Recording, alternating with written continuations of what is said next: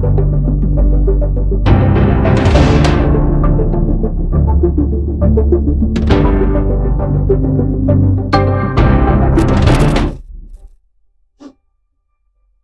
is News Hour on Ifako Radio.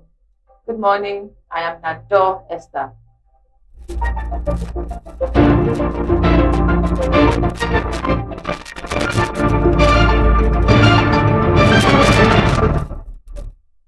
The headlines. Accords followed. PDP governors Wike camp move to open reconciliation talk. CBN extends anti-money laundering compliance deadline for banks. Federal government approves employment of 50 doctors, 100 nurses across correctional centers. Lagos urges residents near collapsed school building to relocate. Ekiti court sentenced fake doctor to death by hanging. Sports. Dagger to serve jail term for sexual assault. Entertainment. TikToker urges you to harness social media for global impact.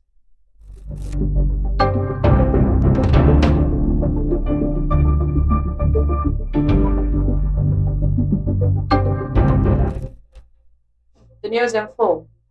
Acres fallout. PDP Governor Wike camp moves to open reconciliation talk. Following Monday's Court of Appeal judgment, Governor of the People Democratic Party and the camp of the Minister of Federal Capital Territory, Winsome Wike, are moving to close ranks by exploring options to either constitute a harmonized caretaker committee or hold a unity convention aimed at preventing the party from collapsing.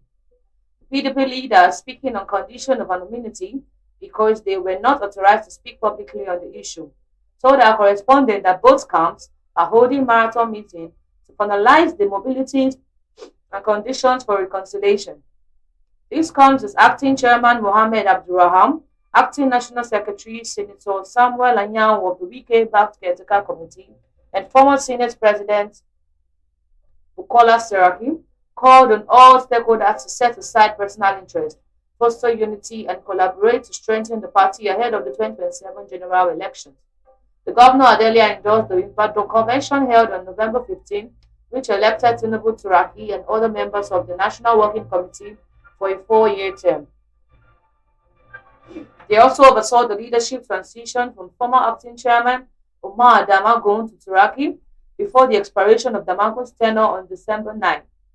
In a counter move, a faction loyal to the FCT minister constituted a 13-member caretaker committee on December 8, appointing Abdurraham as acting national chairman and Anyanwu as the acting national secretary, among others with a 60-day mandate.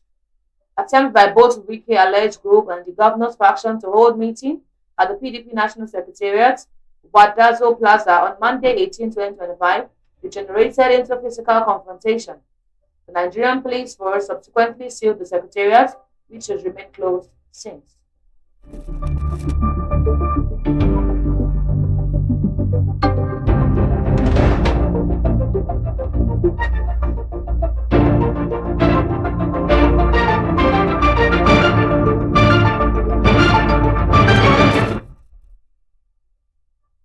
CBN extends anti-money laundering compliance deadline for banks. The Central Bank of Nigeria has given Deposit Money Bank 18 months to fully comply with its new baseline standards for automated anti-money laundering solution, while other financial institutions have 24 months from March 10, 2026 to meet the requirements. The media observed that they represent an extension from the previously reported 12 months when the OPEX Bank first proposed the guidelines.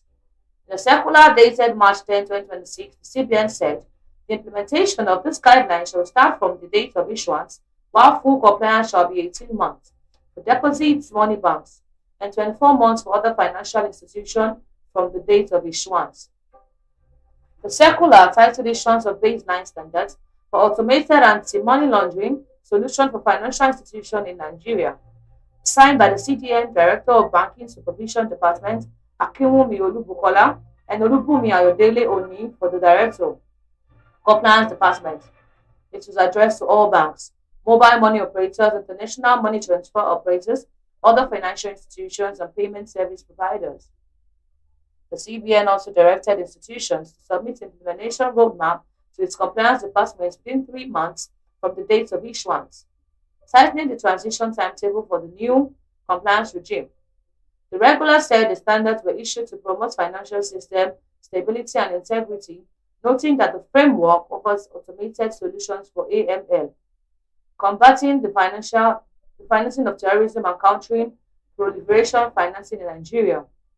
The baseline standards provide a framework of implementing automated solutions that strengthen the detection and reporting of suspicious transactions in real time and enhance compliance with applicable AML, CFT, CPF laws and regulation, while also supporting the use of emerging technologies to improve overall financial crime risk management, the bank stated.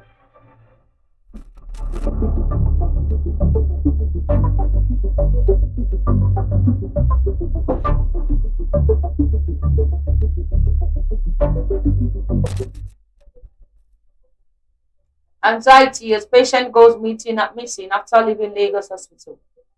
The family of Kende Albert has appealed to the public to help locate the 42-year-old man who has been missing since February 27.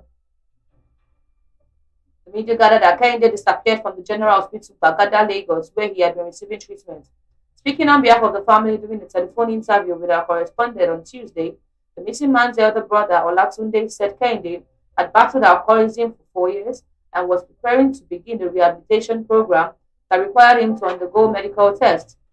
He explained that Kende was taken to the hospital on February 26 alongside his twin brother for preliminary examination ahead of the rehabilitation.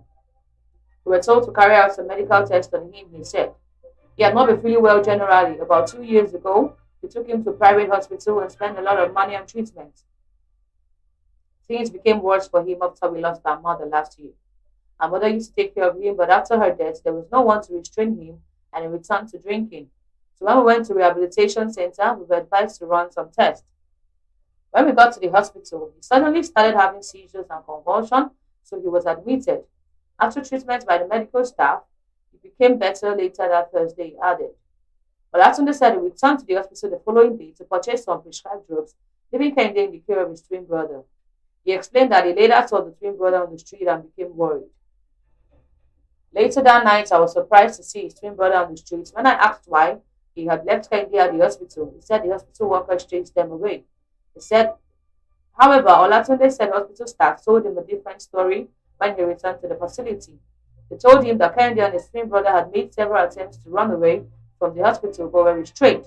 They said that while they were scrutinizing their files, Kende sneaked out of the premises. That was on Friday, February 27, around 8 p.m. We have been searching for him since then. We have already lost our mother and Kende is 42 years old. We need all the help we can to find him.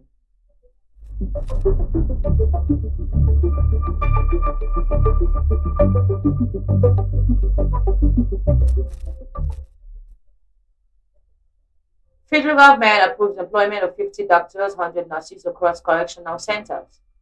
The Minister of Interior, Dr. Olubunmi Tunji-Ojo, says President Bola Tinubu has approved the employment of 50 medical doctors and 100 nurses across the nation's correctional centers hospitals. Tunji-Ojo disclosed this on Tuesday when the Minister of Information and National Orientation, Alhaji Mohammed Idris, paid him a courtesy visit in Abuja. The minister said that the president's approval followed the death of the medical personnel in some correctional centers. He said that the hospital in the correctional center in River had no medical doctor to render services to the inmates. According to him, the equipment in some correctional centers, such as Kuje, can perform major surgery. The president understands that he is the president of all Nigerians, including those inmates. As a father to all, he has always shown that he cares, he said. The minister said the federal government has been training inmates via train the trainer programs. We went to our correctional centers and tried to learn the skills these inmates have. We now empower you to be able to train other people. We empower those who graduate who have been able to sanitize, and the president has done too well by increasing your feeding allowance by 50%. He said Tunji-Ojo underscored the need for the Ministry of Information and National Reorientation to showcase and communicate the achievements recorded by the Ministry of Interior to the Nigerian public. We want you to come and see some of the things we have been able to achieve. And in terms of a national security strategy, we want to collaborate more with you so that there can be a coordinated communication strategy. In NSCDC, we have created what we call the mine marshal in collaboration with the Ministry of Solid Minerals, now securing our minefields.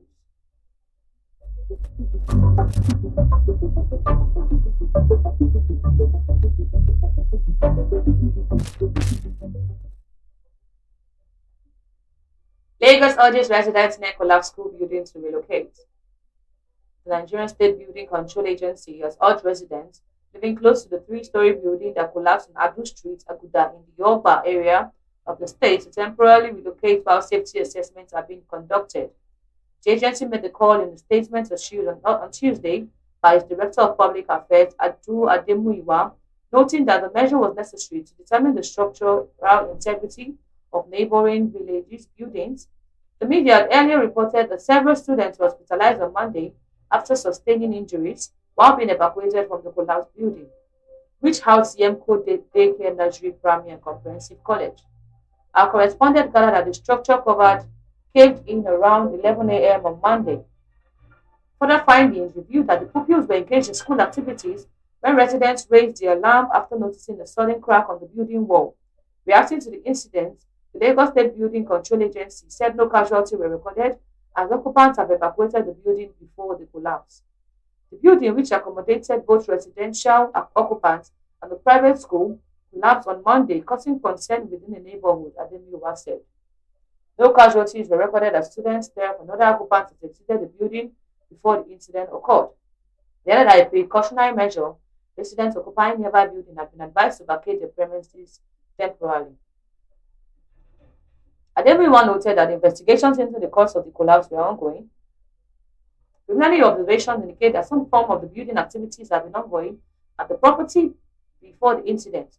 However, a comprehensive investigation is currently on the way to ascertain the circumstances surrounding the collapse, he said. The agency urged the residents to remain calm and cooperate with authorities as technical assessments and safety procedure continued at the site. LASBCA also reiterated the need for property owners and developers to follow appropriate regulatory procedures and maintain communication with building control authorities when carrying out construction, renovation, or structural modification works.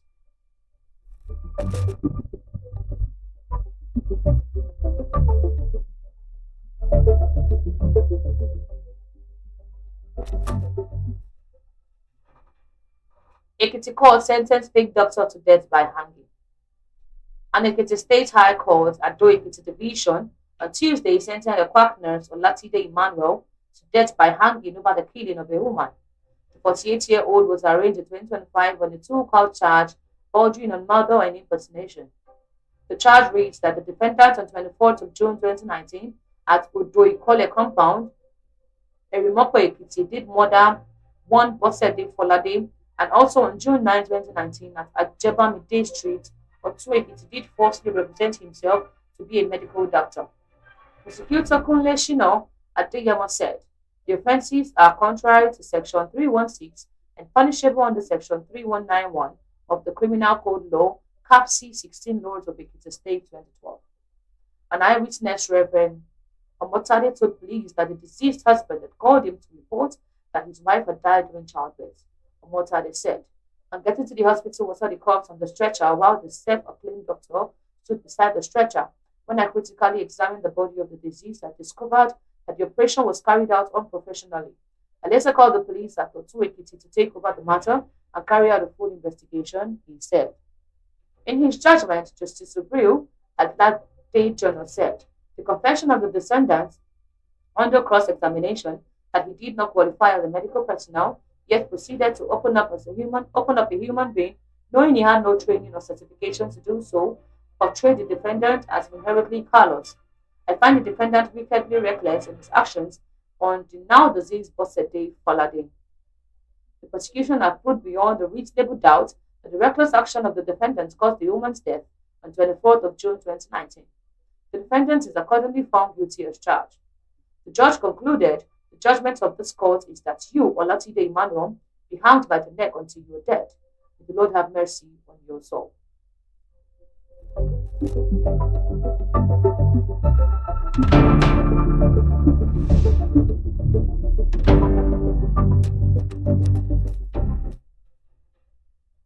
Cricket. NCF shortlists coach new dream job. The Nigerian Cricket Foundation Federation is moving closer to appointing a new high performance manager for the male senior national team. The Yellow Greens and the other national team following the shortlisting of applications for the role previously handled by the Kenya international Steve Tikolo. The search for Tikolo's replacement began on February 2, just a week after his departure. According to an advertisement published on the Federation's official page, interested candidates were required to possess at least a level 3 coaching qualification, along with between 8 and 10 years of coaching experience. 1 month later, the Federation is set to invite qualified candidates for interview, according to the General Manager Emeka Iguido. People have applied and have been shortlisted, so the committee assigned is working on it. As soon as they are done, they will begin the process of conducting interviews for the final shortlisted candidates, Iguido told the media. Former coach Tikolo was the third foreigner to lead the Nigerian national team, following South African Sean Phillips 2011 to 2012 and Sri Lankan Asankan Gurushinha 2020 to 2022. It remains to be seen whether Nigeria will step into the role this time. Those who fulfill the criteria applied, both Nigerians and foreigners, but the selection will be based on experience and qualification. We have a standard and we cannot go below that. It is up to the committee to recommend based on the pedigree of those who have applied.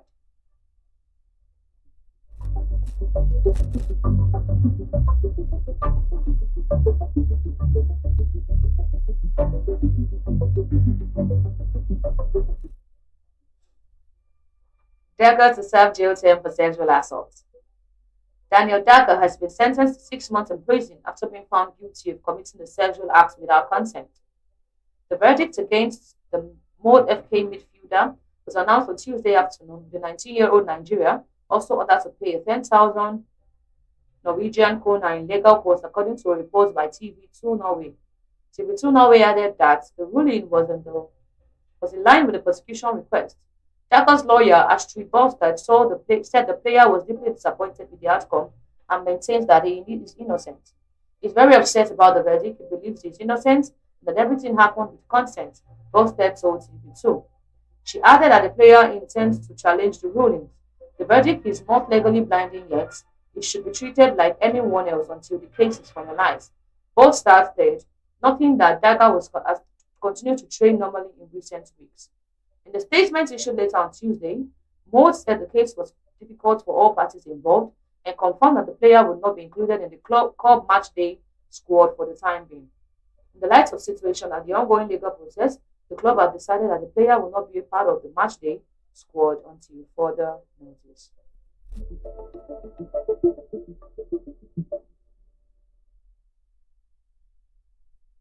Entertainment.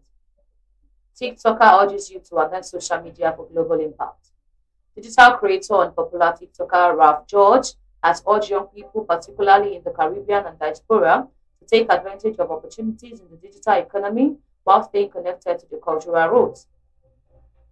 On Tuesday, George said social media platforms must have created a new pathway for young entrepreneurs and content creators to build global communities without abandoning their heritage. Today, the internet allows us to connect with the world without losing who we are. Young people should use digital platforms to share their talents, support each other, and build something meaningful. For many people, this is not just entertainment, it is digital family where people come together, laugh, learn, and support each other, George explained. Beyond entertainment, George said he uses the platform to support emergency creators and small businesses by giving them visibility during his live stream. I try to give people visibility. Many creators, small business owners, and every day, people join the live session to share their stories and grow their platforms. When we support each other, everyone wins, he said. According to George, the live stream sessions also provide emotional support through humor, open conversation, and encouragement. Some people came to the live because they need to laugh after a hard day. If you can help people feel better, even for a moment, that's powerful, George noted.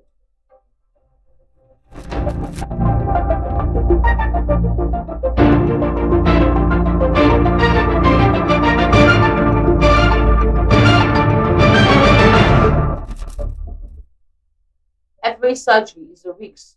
Uche Obodo reacts after Elena's Jessica death sparks backlash over BBL promotion. Nollywood actress Uche Obodo has responded to criticism who accused her of promoting BBL after the recent death of a woman, Elena Jessica, linked to a bash surgery in Lagos. Reports had earlier surfaced that the lady identified as Elena Jessica allegedly lost her life after complications from a Brazilian butt lifting procedure at Sinosure Clinic. The socialite and influencer reportedly developed severe complications following her second butt lift surgery. People are dragging me that I'm promoting BBL despite the fact that the lady just lost her life to it. Yes, BBL is risky, but which surgery isn't? People die from fibroid surgery, C-section, and even headaches, she said. Reacting in a video shared on an Instagram page, the actress explained that she had been receiving heavy backlash from people who believe celebrities encouraging cosmetic surgery are influencing others negatively. However, she maintained that while the procedure carries risks, individuals who decide to undergo it must ensure they're properly informed and seek professional medical care. Just make sure you're well informed about the surgery you want. Use a good hospital and a good doctor. Make sure you don't allow infection to enter your wound or take your aftercare seriously. The actress who underwent cosmetic surgery last year has been a vocal advocate for its encouraging women to care for themselves even after childbirth, and stressing that motherhood should not come at the cost of one's identity.